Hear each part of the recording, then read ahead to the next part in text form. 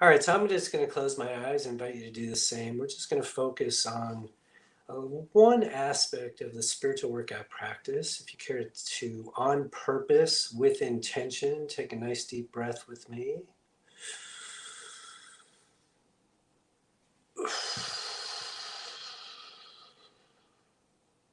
And then let's just do that again, but instead of my talking in terms of taking a breath,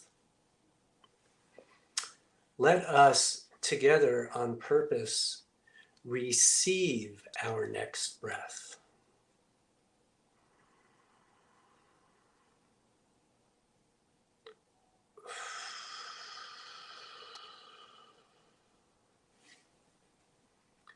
Now, I don't know what it is for you, but the moment that I think in terms of receiving a breath, I'm thinking, well, where's that breath coming from? That sounds like a pretty big deal. And we have all different words and phrases, but the source of our breath is also alive in us as spiritual beings having human experiences. And it's the concept, listen to inspiration, that I want to focus on just for a couple of moments this evening. Listening to inspiration is about an ongoing conscious connection to source energy, to all that is, to that which offers us breath. The idea being that as spiritual beings having a human experience, there's more going on than what we perceive with our five senses. That I don't think is terribly new for anybody who's listening to this right now. We use the concept that we call listen to inspiration again to just maintain our awareness of that whole idea. That not only one way to think of it is it's a piece of all that is that's animating us in our bodies, and another way to describe that piece is our higher selves. And regardless of any of the different ways we have of talking about it, the idea is that we are connected all the time to guidance, to a part of us, a part of source energy that knows us far more than we seem to know ourselves, that has a much grander, broader view of our life, how we're living it, and what's possible for us. It is always right. And it is always the first thing we hear. So oftentimes somebody will say, well, you know, I got this hunch that I should blah, blah, blah. And I want to say, oh, good. So stop right there. And what did you do with the hunch? And they say some version of, but then I reasoned with myself, but then I realized that it probably wasn't anything. And then I realized that, you know, somebody had walked in and walked out and the door made a noise. And I think that's really what. So the idea is that this guidance is always, always, always here. It's always speaking to us.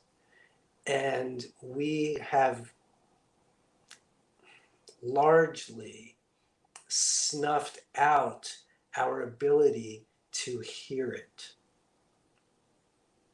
Now, I say the word hear, that means spirit is intending to communicate something to me, and I, quote, hear it. But maybe I see it in a dream. Maybe I just feel it in my gut as a knowing. Maybe I hear it as a voice in my ear.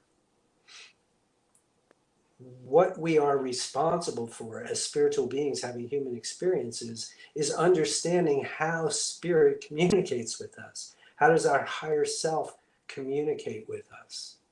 How do I receive and hear what it is that spirit is telling me? So that's the first half of the equation. The second part is then choosing to follow what it says. When we talk, and I talk to people in the business world about conscious leadership, for example, what we are really focusing on is that leader, that corporate leader, learning how to just trust his or her own gut, that intuitive sense. You can tell there are all different words for this. Those hunches, those whispered snippets of guidance and information. So there's how it is that we receive the guidance, and then there's whether or not we're willing to act upon it. When the conscious leader learns that she is always connected to that part of herself, when she is sure about the information that's coming in, then the ability to make decisions on the spot all the time is a given. She is now guided through the course of her corporate work as a leader to take actions that are in alignment with her team, with her organization. And it's the same for all of us all day, every day. As we grow our listen to inspiration muscle, we cultivate confidence. Well, what are you so sure? How are you so sure? Well, I have my ways. Or do you really want to know? Because I'll tell you. But yes, I am sure. Well, where does that certainty come from? Where does that confidence come from?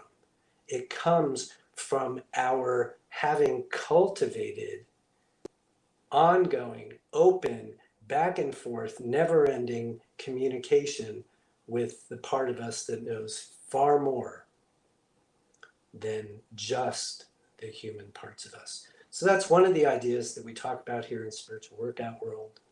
I invite you to open your eyes and come on back, and let's see what we're going to talk about. I didn't